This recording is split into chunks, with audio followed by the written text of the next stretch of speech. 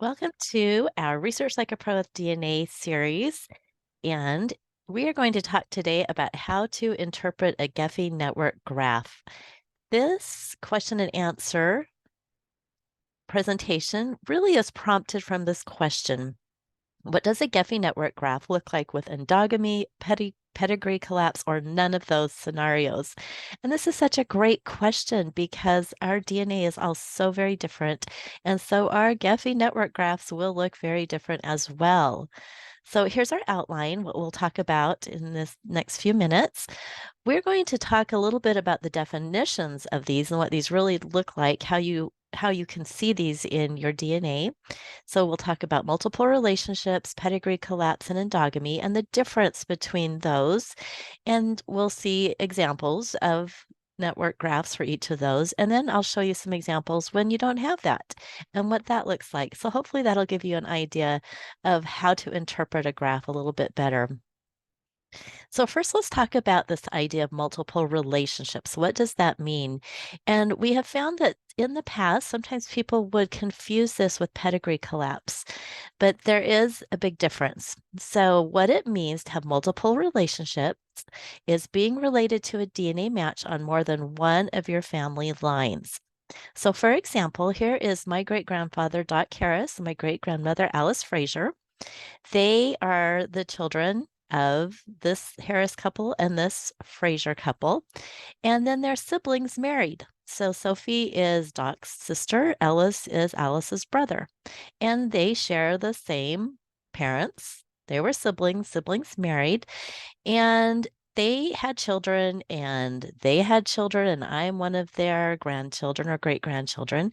So when I first came upon these DNA matches, I noticed that they were sharing a little bit more, or actually quite a bit more DNA than I thought they should have before I realized who they were and that they were coming down through this sibling couple. So they could share more DNA than usual. We're pretty close in here. We're not really far out on the tree. So this one did show up to share a little bit more DNA. And so I call them double third cousins because we share that set of great great grandparents. Now, in my network graph for them, that Harris Fraser line, it's all clustered down here into cluster number 4. And it doesn't really affect this cluster at all, having those multiple relationships, because there were just 2 of those. Most of the people in this cluster don't belong to that specific scenario. There were lots of Harris children, lots of Fraser children. Most of them didn't marry. And so I wouldn't share extra DNA with all those other cousins. It's just with those specific cousins. Now, something really interesting about this network graph, this shows my maternal. This is a pretty high level graph. You'll see that it starts at 35 centimorgans and goes up 200 to 268. So this is not pulling in all those really small matches of which I have literally thousands and thousands. This is more of the higher level. And I wanted to show this because this has my maternal matches. These are all out of England or Denmark. And here's some more maternal. And you'll see that there really is very little crossover between maternal and these paternal matches, except for this person right here in the middle who is match M. And they do have this connection between maternal and paternal. So this is really interesting because usually my lines do not mix at all. But this is another example of having a double cousin. We share an ancestral couple on my paternal side and on my maternal side, but it doesn't really affect my network graph. It just shows that that is how we are connected. So if you have something like this, you can do some research on that particular match and see if you can figure out your people in common. Now we have another scenario, which is pedigree collapse, and this is different from multiple relationships. This is when cousins reproduce and their descendants have ancestors in more than one place in the family tree. Pedigree collapse can become endogamy if it repeatedly occurs over many generations. However, 2 to 3 instances do not qualify the situation as endogamy. So it can be difficult to see when pedigree collapse becomes endogamy, and there's not really a clear line there. But here's an example of pedigree collapse. Here is our test taker, Donna, and her parents are John and Mary. Mary is the granddaughter of John Wesley Clark, and John is the great grandson of John Wesley Clark. This is the same man.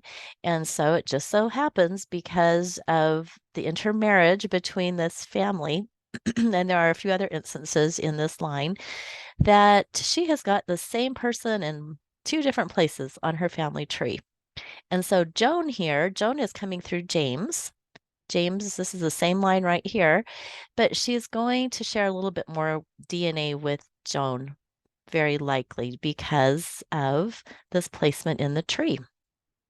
So what do you do when you have something like this? You'd want to check the shared centimorgan project to see if that amount of DNA, 225, is indeed a little bit too much or a lot too much for a second cousin twice removed or for a second cousin once removed, because we can check both relationships.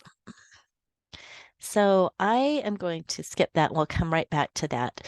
When we look at the histograms for those two different relationships, we do see that they are further out to the right. Here is our mean where most of the people's reporting for those relationships fall.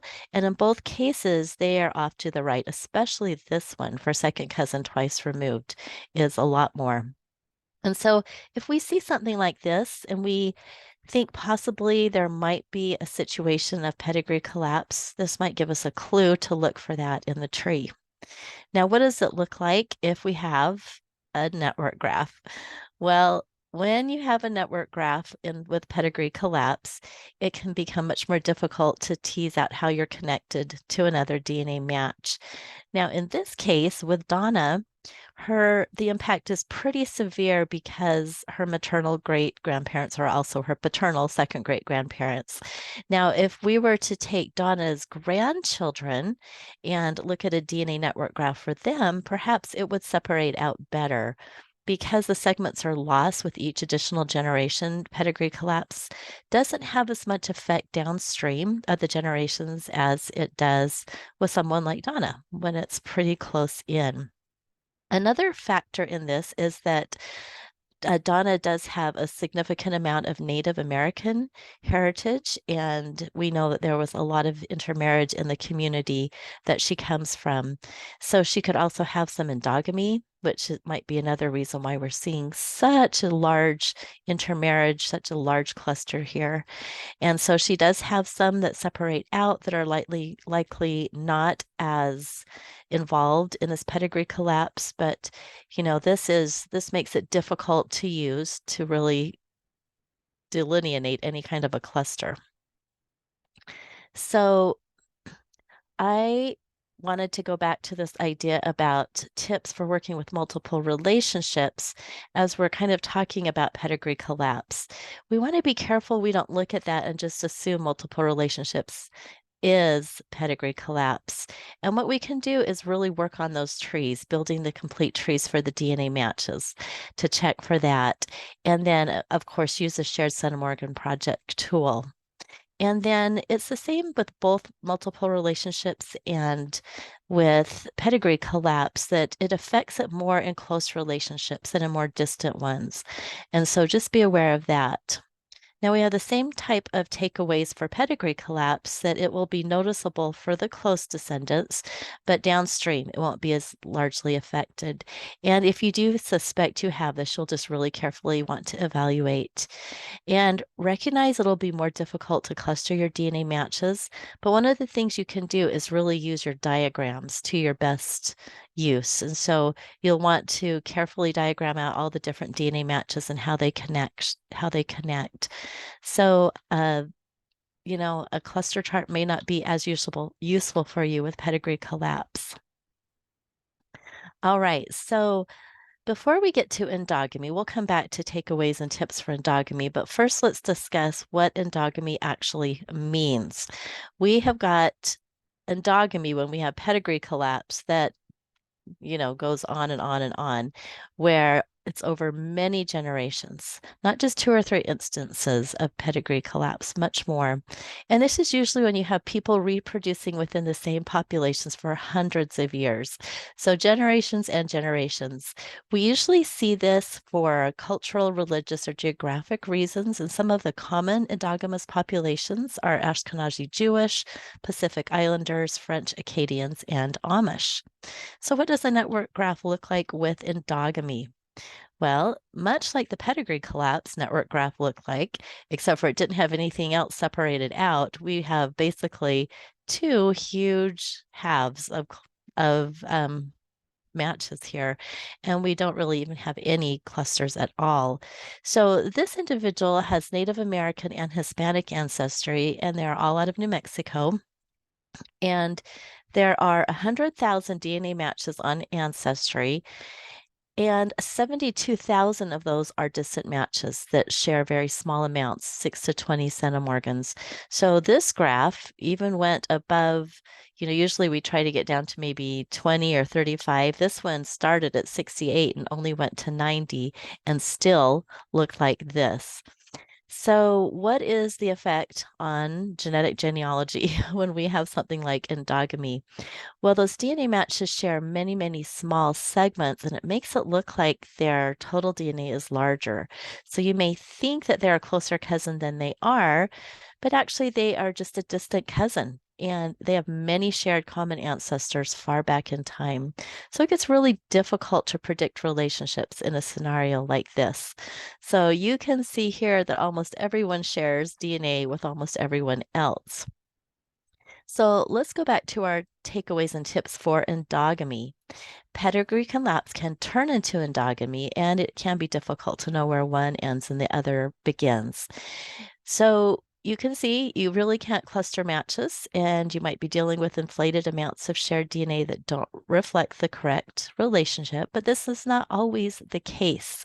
You could have many, many matches, so you want to work with the best matches, and those would be those who share DNA with larger segments. So you'll want to sort your match list by the larger segment and work with those matches. And then sometimes you can test other relatives to help you find more of those good matches that have larger segments shared. You can also consider Y-DNA and mitochondrial DNA testing for relatives that can help sort out the lines. And then once you have found those best matches, you'll definitely need to build trees for them. So as you can see in the cases of endogamy and pedigree collapse, your network graphs are just not as useful as they are when you don't have that scenario. So if you want to learn more and see some more examples of this, we have an entire series on Family Locket about multiple relationships, pedigree collapse, endogamy, and some case studies about how some different researchers have used tools to figure those out. So just a tip that if you go to this main blog post or any of these blog posts, you'll get links to all of the different um, posts in this series. Now let's look at a couple of examples about how to kind of dig into a network graph that doesn't have the multiple relationships, pedigree collapse, or endogamy scenario. And we're going to look at two test takers for my lines that I use. And they are people that are a little bit further back. Lucretia is a generation further or closer to the ancestor than me. And so this is her network graph, just doing a big old network graph for all of her matches. It's including maternal and paternal. She's got 80,000 plus, and it's from 20 centimorgans to 1,752. So this is including one of her grandchildren and some other close cousins. So we do have clusters shown here, but we certainly have a lot of connections. It's a little bit hard to work with this. So I'm going to show you a strategy that I used to make it a little bit easier. Now, for this specific project that I am working on, it's trying to find the father of Clumsy Klein. And I know who Clumsy Klein married. She married a Weatherford. And doing some good genealogy, I have discovered quite a few connections with Clumsy, all of her children, and a possible sister through just good old-fashioned documentary work. So when I looked at this graph, I was able to realize that this purple cluster is where those Kleins and Weatherfords were all residing. This was the part of the graph that I was interested in. So one of the nice things about Gephi graph is that I could filter, and I wanted to filter by this cluster and see if I could get some subclusters, see if I could get this pulled apart a little bit better, because this is obviously a little bit too difficult to work with. So when I did that, when I did the subclusters, then I got much more defined clusters, which was very, very helpful. And in this one, I did start annotating it. So I put in these numbers myself to show who was who. And the nice thing about Gephi is that it does have an Excel spreadsheet that you can export from the data library, and it will show people who have trees and the largest trees. So what I would do, I would look at cluster 6, all the people there, pick 2 or 3 that had large trees, and then I could quickly say, oh, these are Weatherford people, or these people all have Cox in their tree, or Weatherfords and Kleins. And the sister of my clumsy Klein I found here in the purple cluster. And so this has been my cluster that I'm really trying to work with and see if I can discover some more siblings of Clumsy within this. I'm finding a lot of her children and descendants of her children here, as well as some possible siblings. And so you can see that they're all still very much connected, but I have a little bit more delineation of clusters here. So this is proving to be really, really helpful. Now let's look at another example. This is for Victor Parker. He's on my Royston line, and he's 2 generations closer to my ancestors than me. And this was a network graph that, again, was pretty large, 70,000 matches, and we've got a lot of people overlapping in the middle. So these are probably just people that have random connections that aren't really going into any cluster and aren't necessarily relevant to Victor. I'm really more interested in some of these clusters out here that are pretty specific and are just sharing with each other. So again, I running a subcluster just for the Royston and Dillard matches made it a little bit better, made it a little bit easier to look at, but there's still a lot of matches here, and we still have a lot of people connecting. These were large families. The Royce and Dillard couple had 14 children, and I believe 11 of them lived to have descendants, and they had a lot of children. So we've got a lot of people here matching. But I started doing the work again to look for some commonalities in some of these clusters and discovered that this pink cluster out here on the edge was a really interesting cluster. This cluster here and this cluster here. These are all descendants of Cynthia Dillard. But these people all had a common ancestor of an Elijah Dillard, who I had absolutely no idea who he was. But because of the connections between all of these children of Cynthia, I hypothesized that he was perhaps a brother. And so did research on him and tried to figure out what kind of a connection they would have. So I still haven't discovered their father, but I'm pretty confident based on the records and his age that they were very likely siblings. So doing the subclustering can be very, very helpful when you do have some defined clusters to help you pull those apart and see how people connect. So some tips for success. As you saw with those 2 examples, I used the match lists of test takers who were closer generationally to the subject than me. And so that can help you to pull in more matches. When I looked at my own matches for the Dillard case, I did not see the same connections to Elijah Dillard. That was because Victor is 2 generations closer and he was able to pull in those clusters that I didn't have. I simply did not share DNA with those people like he did. And then as you're creating your graph, you can exclude descendants and siblings of the test taker. from the network graph because they'll just match everyone almost. And so you can get rid of some of those. That'll help to clean it up. And then you can experiment with different thresholds. Each one of these graphs that I've shown you have had different thresholds. And so if you're not getting enough clusters, perhaps you'll want to do more or less amounts of DNA to put in your network graph. You can experiment with it and see what works. And then, as I showed you in those last two, if you've got these large network graphs with just a lot of people, lots and lots of descendants, a lot of people connecting, you'll definitely want to subcluster those. And a really good tip for that is doing good genealogy, really understanding your family tree and trying to see if you can understand what some of those basic clusters, who is the common ancestral line there, so that you can choose the one that you really want to subcluster, the one that's applicable to your project. So hopefully this has given you some ideas about what you can do with network graphs and also just a little bit of a taste of what multiple relationships and endogamy and pedigree collapse all look like when you're visualizing your DNA with a network graph. Thank you.